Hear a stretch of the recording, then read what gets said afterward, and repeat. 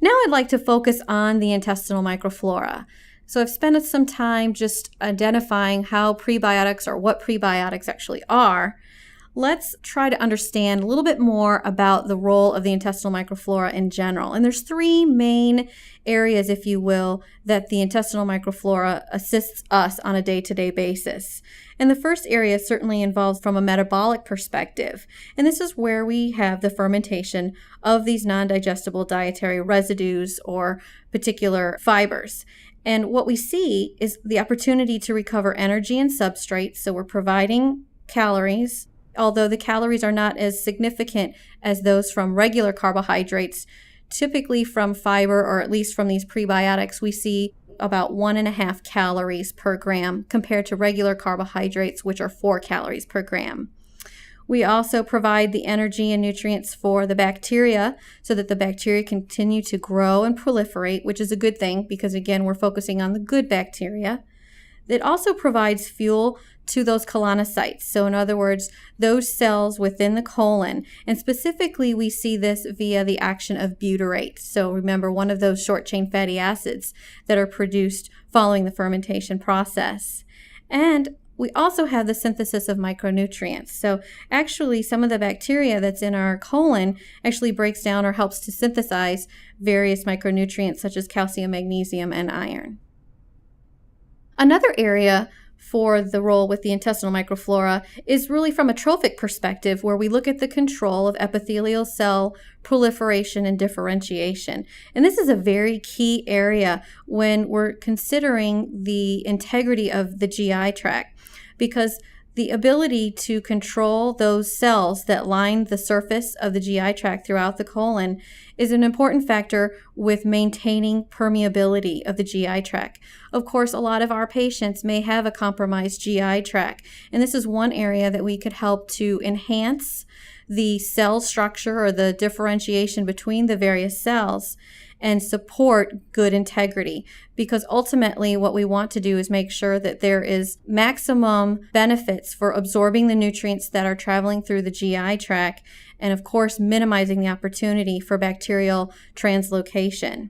And what happens here, particularly the role of those short-chain fatty acids, is they feed those particular epithelial cells. And they target as well the crypt cells. And these are particular cells that are found next to the villi, or the little finger-like projections that line our GI tract. And next to each of those are these big pits. And within the depth of these pits is where we give birth to our absorptive epithelial cells.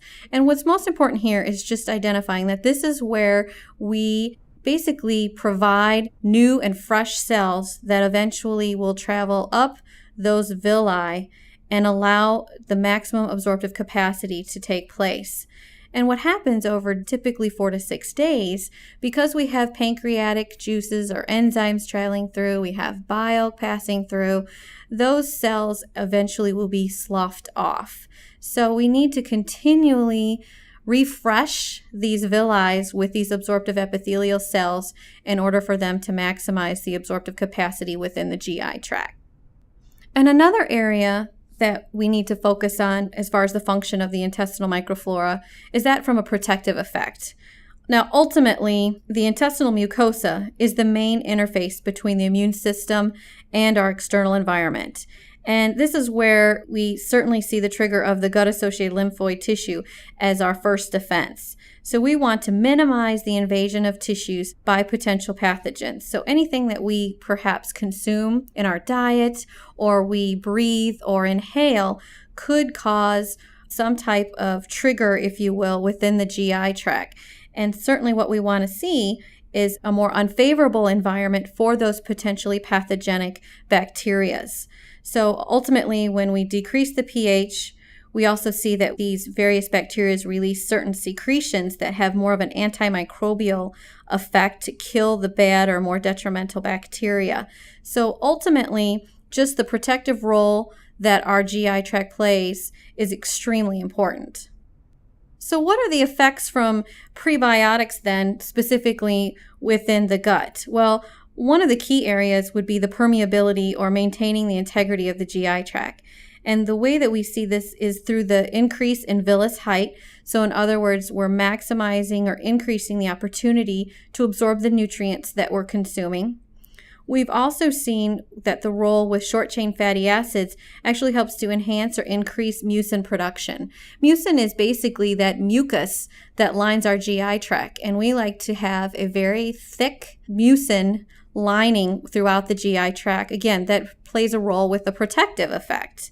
Also, through the role of butyrate, one of the short-chain fatty acids, we see that it helps to basically reinstate the motility. And we know that there are a lot of diagnoses out there where there may be an effect with motility, whether it is constipation or diarrhea.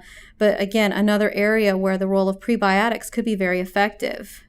There's also the role with inflammation, and there's been studies to suggest and demonstrate that with inflammation, the use of prebiotics actually have an influence on inflammatory mediators. And I'm sure you're all familiar with the term cytokines, which are inflammatory mediators that tend to either turn on or turn off that inflammatory process.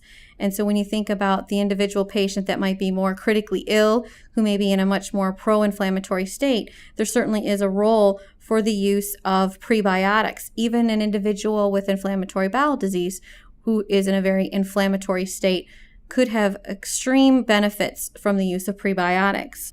We also have seen reports to demonstrate the role with prebiotics and immunity, and the prebiotics helping to establish or have a positive effect with the gut-associated lymphoid tissue. And again, there's more information about the gut-associated lymphoid tissue in the immunonutrition lecture, so I won't go into great detail about it on this particular tape, but just understand that it has an effect on the roles of those various white blood cells or those immune cells that help us fight against particular pathogens, whether it's a virus, a fungus, or some type of antigen. So again, these are all some very key areas where prebiotics are beginning to receive more and more research to show or demonstrate that there are these many potential benefits of use. As far as the human GI tract, of course, it's made up of aerobic and anaerobic microorganisms. So this means that microorganisms that depend on oxygen or do not depend on oxygen.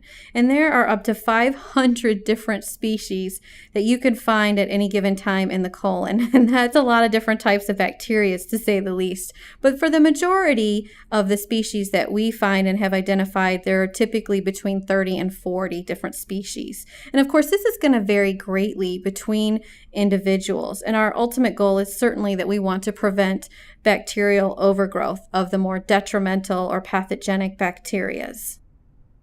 So when we refer to the intestinal flora, or another term is the intestinal microbiota, we can classify it into two categories.